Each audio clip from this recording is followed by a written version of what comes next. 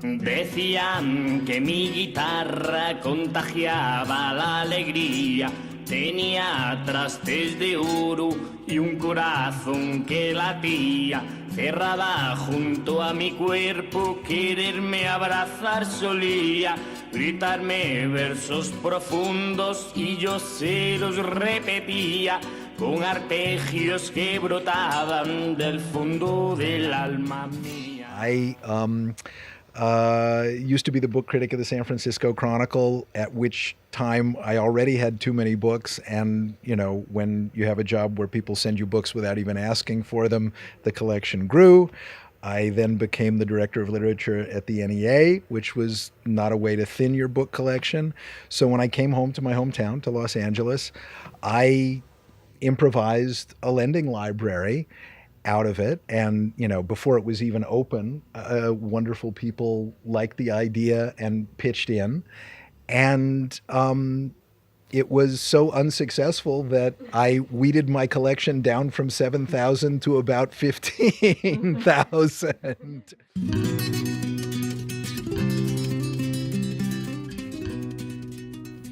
I grew up on the west side of town. Boyle Heights was terra incognita, except culinarily for me, most of my life. Although my grandparents, Jewish grandparents, are buried not very far from here. I mean, you know, we wanted a name that would pay tribute to the Boyle Heights of old, and Boyle Heights as it is today, which is predominantly Mexican-American. Boyle Heights, if you look at the census, used to be the most diverse neighborhood in town. Talk to my grandparents, they would tell you it's 100% Jewish. Ridiculous. Absolute falsehood. Boyle Heights was always Jewish-American, Mexican-American, African-American. Willie Davis, the great black center fielder for the Dodgers, went to Roosevelt High. Oh, absolutely. Otomi-san, you know, a 65-year-old Japanese restaurant is still thriving on our street, on First Street here. So, you know, if anybody within the sound of my voice wants to come check out Boyle Heights, which is still this classic walkable neighborhood where you can do half a dozen errands in an hour and you don't have to get in a car and you don't have to set foot in a chain store.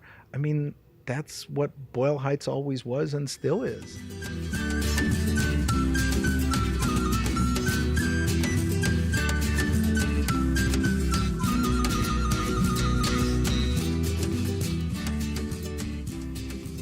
We're walking around, I see this just table of books, and I see David stick out like a sore thumb. And he's wearing... Tall white guy, right? Yeah, wearing this Hawaiian shirt, just kind of kicking back, and I'm looking and I see his books, and I see in the Penal Colony by Kafka. I'm like, I never read The Metamorphosis. I always wanted to. It was in the compilation. I was really excited. And it was a beautiful copy, like a 1960s edition with... Can I have that back, by the way? And I asked him, oh, you're selling books? Yeah. I was like, what do you got there? Oh, Kafka, that's really nice. He's like, how much is it? He's like, half off the cover price. And it's 1960, so it's like $1.25. I was like, it's like $1.25. He's like, just give me $1. And then I got that, and I got another title. And afterwards, I visited his bookshop again. I was looking for Frank O'Hara, a collection of poems and Meditation on Emergency. And he's like, yeah, I think I have that. I'm like, he has that. And then I just kind of like hung out and said, hey, do you need help? He's like, sure, yeah, if you want to come back. And this was like when it was the horrible fluorescence and just the bare shelves and him just working day after day with the other volunteers. And yeah, I just kind of got integrated that way. So there's a generation of American writers that grew up in a very tight community you could walk across in Lower Manhattan at the beginning of the 20th century.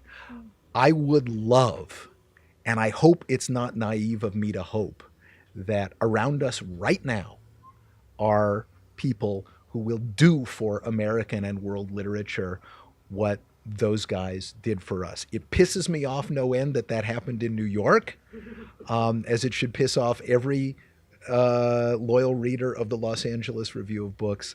But I think the coming century is